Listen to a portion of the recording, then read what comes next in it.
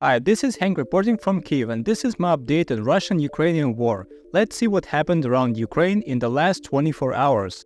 Major General liquidated. 3 oil refineries stopped. Anti-war demonstration in Russia. New Ukrainian fiber optic drone. Killhouse action movie. Mini heat power station in Kyiv. Airstrikes on Ukraine. Russian losses in war summary. We have a big catch. In Donbas, not far from Donetsk, a whole Russian Major General Pavel Klemenko was killed. I found a report from the Russian military and another report from the hospital, and it said that he received a wound in the back of the head as a result of the FPV drone hit when the general was moving with a group of other soldiers on motorcycles. This war is becoming more and more like Mad Max. What is important in this story is not even that we destroyed a high-ranking enemy officer, but the comments of the Russians. With your permission, I'll not write a translation of all the comments, I'll simply read out a few of those written by relatives of Russian soldiers. For example, this creature received this for the lives of all the men whose lives you played with like cards. And he killed tens of thousands of guys and made a fortune on their death. And so on, dozens of people write. But in addition to online comments which could be written by anyone, there's intelligence data that this commander of the 5th Brigade organized a torture chamber in Donetsk, where in particular an American was tortured to death, who in 2014 joined the pro-Russian separatists and fought on the territory of Ukraine against the Ukrainians, a fairly well-known character, Russell Bentley, with the call sign Texas. In this photo, Bentley, who positioned himself as a communist, poses with some kind of passport against the background of the flag of the fictitious so-called DPR Republic, which he supported. His wife wrote, "My husband was detained and continues to be illegally held by military personnel tankers from the 5th Brigade. Russell was brutally detained on April 8, 2024 in Donetsk while he was filming the aftermath of a hit on a military unit. It's reported that he was tortured and possibly sexually assaulted and then shot in the head, and his corpse was burned in the car to hide the details of his murder. What is surprising to me in this story is that on my land, Russians tortured and killed an American who fought for the Russians against us. I suppose such things can be described in the future as the Wild East when talking about the southeastern part of Ukraine which borders Russia." The Ukrainian intelligence service has good news for us. 3 Russian oil refineries, Volgogradsky, Ilsky and Yaisky, another set of stupid names, suspended operations because they were unable to complete repairs in October. This is not related to our attacks, this is something new. It means that they cannot carry out the scheduled maintenance. The shutdown of the refinery is expected to negatively affect domestic oil refining volumes, fulfillment of export obligations, worsen the situation with the fuel supplies to the domestic market and to those troops, and also increase the cost of maintenance and modernization of enterprises. The downtime will amount to approximately 2 million barrels of oil per month. One of the reasons is Western sanctions, which limited access to unique spare parts and the impossibility of replacing them with analogs. The attempt of the Russians to carry out import substitution gave a result of 30 to 45% and only in some narrow areas. An attempt to replace Western technologies with Chinese ones did not work due to incompatibility. Hate this word. This is wonderful news against the background of Trump's statement about his plans to increase oil production. Okay, now I'll have to understand politics and analyze Trump's statements. I accept it. If the states produce more oil, earn more from its sale, and thus reduce the profits of the Russians, this can be beneficial to all of us as allies. Less money for Putin, less chances to continue the war. I don't even want to guess how it will happen, but just react to what is happening. I'll not be an oracle who will guess everything that Trump will do now. But I can guess what Ukraine will do: continue to destroy Russian oil refineries where we can reach them. The distance will increase when we get our own ballistic missiles. They are being actively developed right now. In the meantime, you can watch how last night we hit an oil refinery in the city of Saratov. The distance to Saratov is about 430 miles or 700 kilometers. Here on the map I showed the location. A girl I know from Mariupol lived in this city. We communicated for a long time, but when the invasion began in 2022, I wrote to everyone I knew in Russia to go to demonstration, write to politicians, do whatever it took to stop this madness. And then I just saw that she had been posting only her walks, photos from cafes. cakes, flowers for a whole month while the Russian army was wiping her native Mariupol off the face of the earth, and I just unsubscribed forever. This is the only association with Saratov for me, but unfortunately this is not the only such example of indifference. I can say that all these greatly changed my attitude towards humanity. This is what I call suddenly. An anti-war action took place in the distant Russian city of Novosibirsk. Well, just in time. What's more surprising is that it was an event by Russian communists. Communists, Carl. About 30 people gathered. From the stage, local activist Sergei Krupenko spoke like this, I quote, "Today this government has dragged the country and tens of millions of people into a bloody adventure you know where.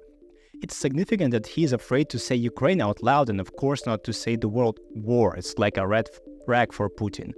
I want them all to be afraid to name our country out loud after their defeat. People are dying every day. The civilian population is suffering. Today, trillions of budget rubles have been scattered, literally scattered. Well, what can I say? In general, the Russian rebellion against the war is about as useless as the formal Russian opposition, which is now looking for sympathy and support in the West. Pathetic. The arms race continues. We have developed a new attack drone that flies on fiber optics and is thus not affected by radio interference. As far as I remember, the Russians were the first to use such a concept, while we were the first to use drones for attack. It's like a chess game. This drone Predator can fly up to 6 miles or 10 kilometers tethered with the fiber optics like Ariadne's thread or crumbs in the fairy tale Hansel and Gretel, which led them to freedom. At the moment, this drone has payload of up to 4.4 pounds or 2 kilograms. They plan to increase it. As far as I remember, we have much heavier drones that carry several anti-tank mines weighing 18 pounds or 8 kilograms each, but they do not have fiber optics. I assume that this drone is disposable because no one will reel back 6 miles of wire. I wonder what developments we will see in the next 5 years. Ukrainian director Lyubomir Levitsky is filming a thriller called Killhouse. The script for the film is based on real events, and what's interesting is that it features real soldiers who went through hell. These are fighters from two super famous units, the 3rd Assault Brigade and the Main Intelligence Directorate. I wonder how the intelligence officer will be present in the frame because their data and faces are classified. Here is the description. The screenplay is based on a real-life story about a unique rescue operation. A well-known American journalist finds himself in the center of a rescue mission. The mission is to extract an injured married couple from an intersection of an occupied territory where their car became under fierce enemy assault. But things get more complicated when it's revealed that there is another life at stake, their 14-year-old daughter who has been taken hostage. The journalist quickly transitions from an outside observer to a fully involved participant. The Russians demand to exchange him for the girl. The operation gains global attention and with the involvement of US intelligence turns into a desperate struggle for life. It seems to me that our war now has endless potential for film adaptation for the next 50 years at least. Unfortunately, I'll leave a link to the English language trailer below the video. Okay, one more piece of more or less good news before I get to statistics of shelling and death over the past 2 days. A new Austrian-made mini heat power station has appeared in Kyiv, and by the end of the year 15 more of these are planned to be installed. Together they will be able to provide us with 170 megawatts of electricity in the winter. Yeah, at the moment we have electricity, and I know that we have exported excess energy to Europe, but we keep our finger on the pulse and wait for the Russians to try to plunge us into darkness again. It is certainly annoying, but it's perceived simply as a background noise, just like the noise of generators when we just live with it. Okay, so the sad news. In the photo you see fires in Kyiv after the downed Russian drone fell in my area. In total, the debris fell in 4 districts. Fortunately, no one died this time. Kyiv is a very big city, so it's difficult to predict where exactly the drone will be shot down. It is literally a Russian roulette, as ironic as it sounds. And this is a photo of a high-rise building in the city center in which the debris of the downed Shahed fell and the fire started. The ambassador of Estonia, Anna Liquel, lives in this house right now. She's okay. I want to highlight this photo because 4 years ago I was on this very spot on the roof when my friend from the States flew to Kyiv and rented an apartment there. It's amazing how close all this is happening. If I had been told then in a restaurant with a pool on the roof, of an elite residential complex that in 4 years it would burn from a fall of a drone from Iran, I would at least not have believed it. You may have noticed that I am surprised by what is happening in almost every video, but this is how I really feel it. The next day, the Russians attacked the private sector and a hospital in the city of Zaporizhia in the south. A total of 10 people were killed and 42 were injured. According to the regional military commandant's office, Russians carried out 384 strikes on 15 settlements in the Zaporizhia region alone. This is a picture of a family from Zaporizhia. On the left is a girl Sofia and her son Adam. They died yesterday during Russian shelling. Their bodies were pulled out from under the rubble. Another 5-year-old boy is now in the hospital. They are trying to save him. Two doctors were also wounded and are in a serious condition. At the same time, the Russians shelled Odessa at night. I would like to tell you much more about this to attract attention and change the situation, but it seems like it makes no sense. Everyone sees what is happening. Everyone who wanted to help is already helping, and those who were not helping won't start doing it anyway. It seems as if the roles have already been assigned and we are just living this Groundhog Day where someone dies every day.